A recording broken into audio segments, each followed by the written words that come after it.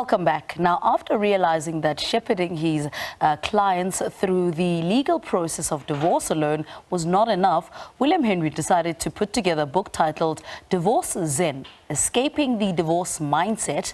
The book shares simple techniques to help the reader deal with the misery and suffering as a result of divorce. The former divorce lawyer, William Henry, is on Zoom with us to tell us more about what his book is all about. William Henry, a very good morning to you. Warm welcome to Morning Live. I mean, you started writing this book while you were still a practicing lawyer. Tell us about what propelled you to put it together. Good morning. Thank you. When I started this journey, as you said, I was a divorce lawyer, and I came to realize that helping my clients just through the legal process wasn't enough. That was simply hacking at the leaves of the problem. I was not cutting at the root of divorce. And at the root of divorce lies a set of defeating thoughts and paralyzing thoughts and destructive behaviors that really causes most of the suffering in divorce. So with Divorce Zen, I'm trying to help clients to engage and get a radical shift in mindset, to help clients to take back their emotional well-being from their partners, to stop engaging in these very defeating thoughts and behaviors, and to be at peace internally despite all the turmoil that's going on outside in their divorce. Mm-hmm. I mean, about a year into writing this book, your own marriage fell apart. Tell us more about this and how much of your own personal experience is shared in this book. That's absolutely correct. When my own marriage fell apart, I had to start taking the medicine that I'd been doling out to clients for years. And for quite a number of years, I couldn't write anything. I just tried to practice all the principles in this book. And by doing that, I think the book has now been a much richer experience than it otherwise would have been. Mm-hmm. What are those principles that you share in this book?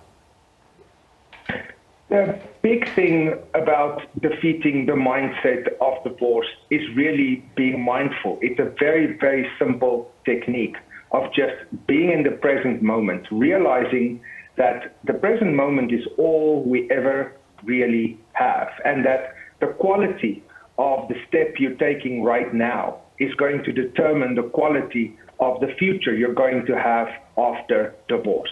So if that present step is mired in self-defeating thoughts, in destructive thoughts, in rage and disappointment and anger and hurt, that is what your future is going to look like too. Mm.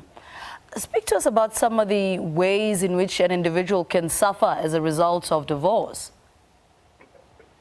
There's no doubt about it. Divorce really is the dark night of the soul. Divorce is one of the most traumatic life experiences that any individual can go through, and there's much science to back this up.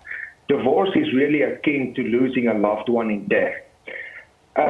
But the way people suffer most is through their own minds. The pain of divorce is absolutely inevitable. Divorce is your life situation at the moment, and that is something you can't do anything about. But the suffering is optional. Many people get trapped in a situation where they think that divorce is their very life. They are also trapped by a mental motor, this wild monkey mind, that's thoughts that swing through your mind endlessly. People bear grudges. They get caught up in the past and they fear the future.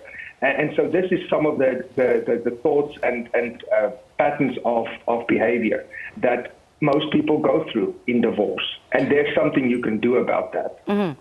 Is there a time frame, though, for somebody to go through the emotions that, inevitably come with a divorce?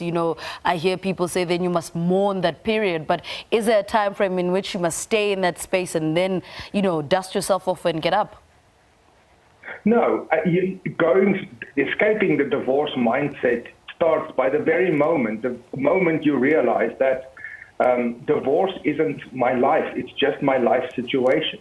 And if I can be present right now, I can start defeating everything that's going wrong in my emotional life and in my mind.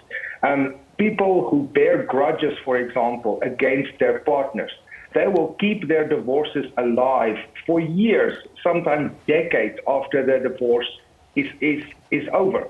Other people who realize that, look, I can just surrender to my life situation now and let it go, they get through divorce much, much more quickly. And how is this book going to help the reader, to take control of the very thoughts that you are talking about in order to deal with the suffering brought by divorce?